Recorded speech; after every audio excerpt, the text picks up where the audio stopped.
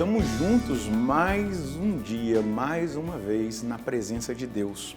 Isso mesmo, nós aqui, você aí, juntos, nós estamos em comunhão com o nosso Senhor. E é no nome dele que nós estamos reunidos para a leitura orante da Palavra de Deus. É o programa A Bíblia no meu dia a dia. Deus que fala conosco, Deus que orienta os nossos passos, Deus que ilumina o nosso caminho pela força da sua palavra. O que cabe a nós? Ter o coração aberto, mas também o firme propósito de colocar essa palavra em prática. Dando abertura a Deus, Ele vai nos indicar os caminhos que nós devemos trilhar na direção da sua santa vontade. Vamos pedir ao Espírito Santo para que Ele nos ilumine no nosso estudo bíblico de hoje. Em nome do Pai, do Filho e do Espírito Santo. Amém. Vinde, Espírito Santo, enchei os corações dos vossos fiéis e acendei neles o fogo do vosso amor. Enviai o vosso Espírito e tudo será criado e renovareis a face da terra. Oremos, ó Deus que instruíste os corações dos vossos fiéis como a luz do Espírito Santo. Fazei que apreciemos retamente todas as coisas segundo o mesmo Espírito e gozemos sempre da sua consolação. Por Cristo Senhor nosso. Amém.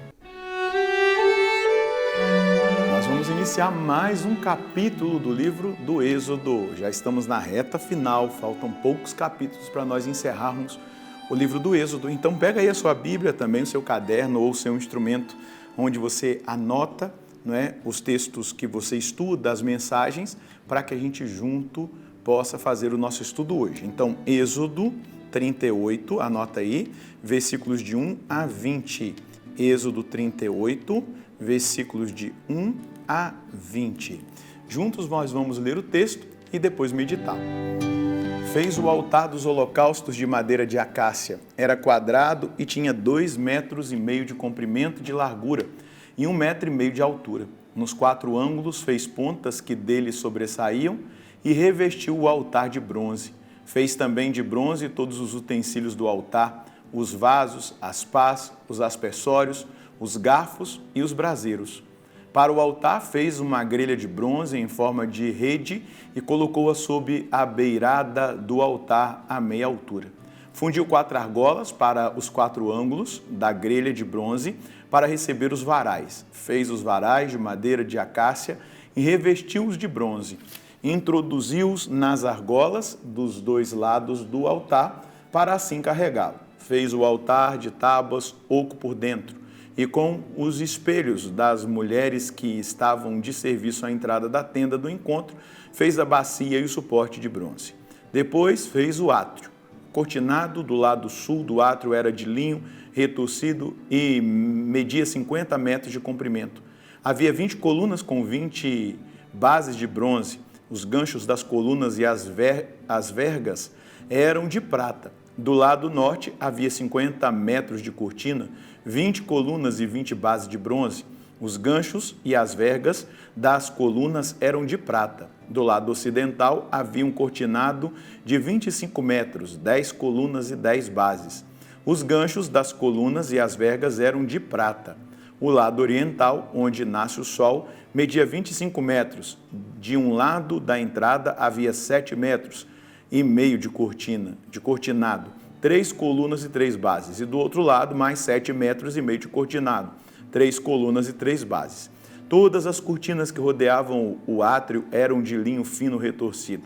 As bases das colunas eram de bronze, os ganchos e as vergas das colunas de prata, e os capitéis foram revestidos de prata. Todas as colunas do átrio receberam vergas de prata. A cortina da entrada do átrio era artisticamente bordada em púrpura, violeta, vermelho e carmesim, e o linho fino retorcido. Tinha 10 metros de comprimento e 2,5 de largura. Isto é, de largura, segundo a medida das outras cortinas do átrio. Tinha 4 colunas e 4 bases de bronze, ganchos de prata, capitéis com revestimento de prata e vergas de prata. Todas as estacas da morada e do recinto do átrio eram de bronze. Nós vamos percebendo aí essa construção e edificação do restante daquilo que Deus tinha indicado para Moisés que deveria ser feito para o culto dedicado a ele, mas também para a reunião do povo.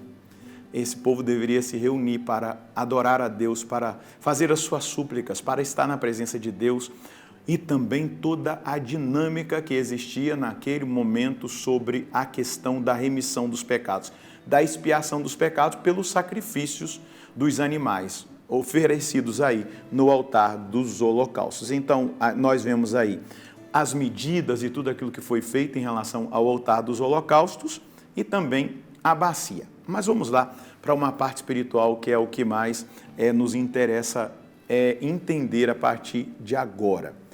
A primeira coisa, o altar do holocausto. Esse altar do holocausto onde eram as vítimas oferecidas, então tem toda ali a indumentária, os instrumentos que são utilizados para a oferta do sacrifício. E esse sacrifício era ofertado em expiação do pecado do povo. Para nós, qual é o altar da expiação dos nossos pecados? A cruz. Lá, eles tinham que fazer muito sacrifício pela expiação dos pecados. Aqui, na cruz, nós chegamos ao ápice. É o próprio Filho de Deus que se oferta em sacrifício único e eterno sacrifício, que é presentificado na Santa Missa.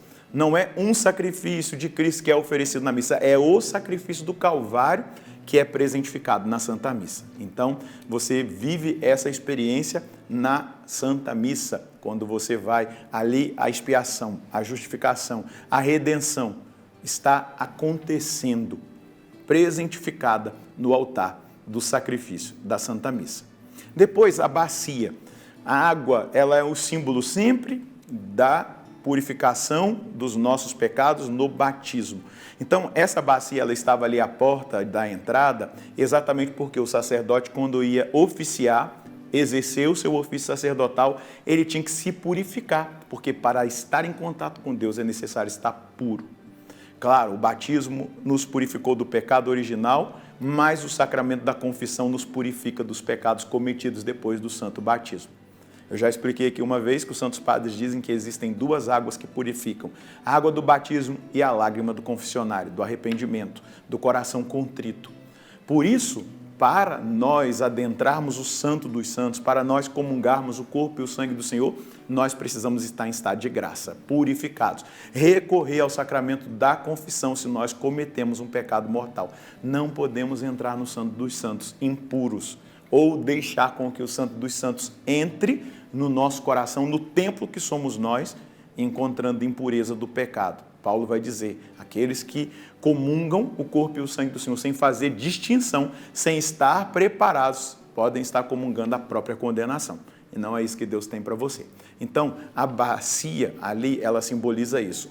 O batismo, que nos purifica, a confissão que nos prepara para viver bem o mistério que nós celebramos, o mistério eucarístico. E aí o átrio do santuário e as cortinas da entrada. Esse lugar era o lugar onde todos, leigos e sacerdotes, podiam adorar a Deus, ali no meio do povo de Israel. Eles poderiam ali chegar, fazer suas orações, adorar, participar das ofertas, dos sacrifícios, de tudo aquilo que era oferecido ali na liturgia que eles celebravam, mas era o lugar onde o povo podia ficar, sacerdotes e leigos, onde eles podiam adorar a Deus.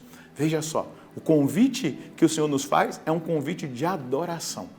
E deixa eu te dizer, quanto mais purificados nós estivermos, mais nós experimentaremos o efeito da nossa oração, da nossa adoração oferecida a Deus. Mais nós, purificados em estado de graça para comungar, nós colheremos os frutos da Eucaristia que nós recebemos, do corpo e do sangue do Senhor que nós recebemos. Então, isso é importante ser colocado diante dessa dimensão apresentada para nós na palavra de hoje. Precisamos entender que o altar da expiação dos nossos pecados é o altar da cruz, é o altar do sacrifício da Santa Missa, que é a presentificação da paixão, morte e ressurreição do Senhor. Para adentrar o Santo dos Santos, o lugar mais sagrado, e aquele que é mais sagrado, adentrar o templo do nosso coração, nós precisamos estar purificados, a bacia, lavados, né? A confissão. Se você precisa se confessar, coloque a sua confissão em dia, coloque a confissão como prática espiritual na sua vida, você vai ver o grande boom que você vai experimentar na sua vida espiritual. E depois, o átrio, né? O lugar sagrado, onde nós podemos participar, leigos e sacerdotes. O altar da na verdade, a nave da igreja, né? Vamos imaginar o átrio, como é o de lá, como a nave da igreja. Está lá o altar, onde o sacerdote celebra no alto, e a nave aonde participa o povo de Deus, consagrados, todos que podem ali participar, mas só se aproxima do altar, da comunhão, aqueles que estão purificados. Isso precisa ficar muito presente diante dos nossos olhos e, e no nosso coração. Qual é a mensagem que nós colhemos hoje? Sou chamado a adorar o Senhor de todo o coração, com todo o meu entendimento e a minha decisão. O Senhor acolhe a adoração oferecida a Ele.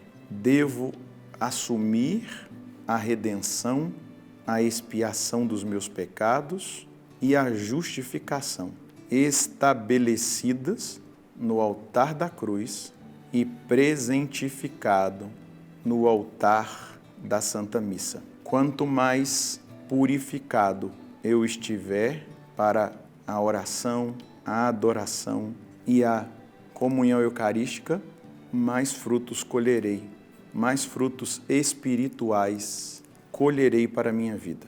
O sacramento da confissão deve fazer parte do meu crescimento espiritual, pois lá sou purificado.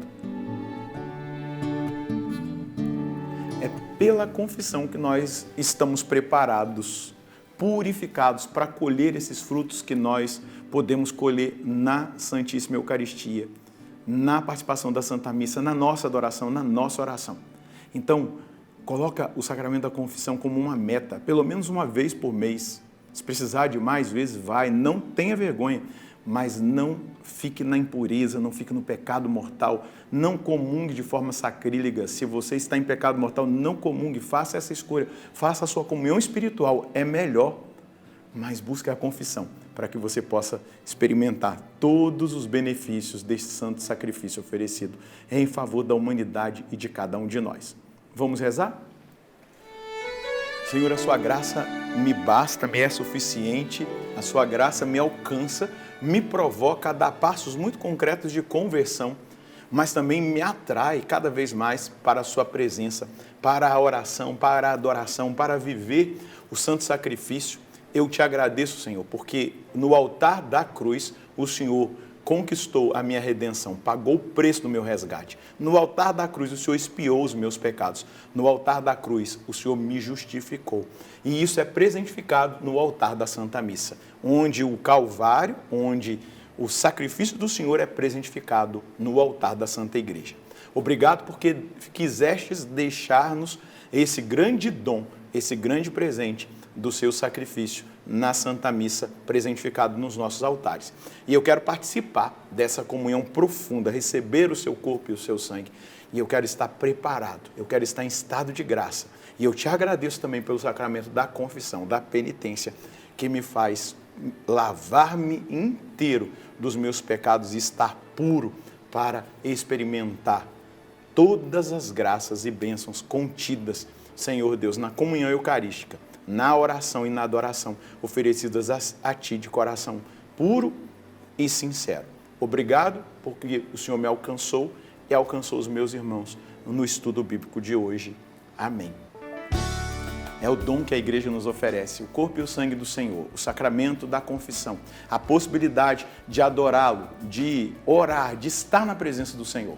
Mas eu volto a dizer, busque estar em estado de graça. Você vai perceber um avanço, um crescimento espiritual tremendo na sua vida, porque você vai colher todos os frutos que te são de direito para a sua vida espiritual. Mas se você não estiver em estado de graça, eles ficam inativos, eles não frutificam, eles não fazem o efeito que deveriam fazer na sua vida.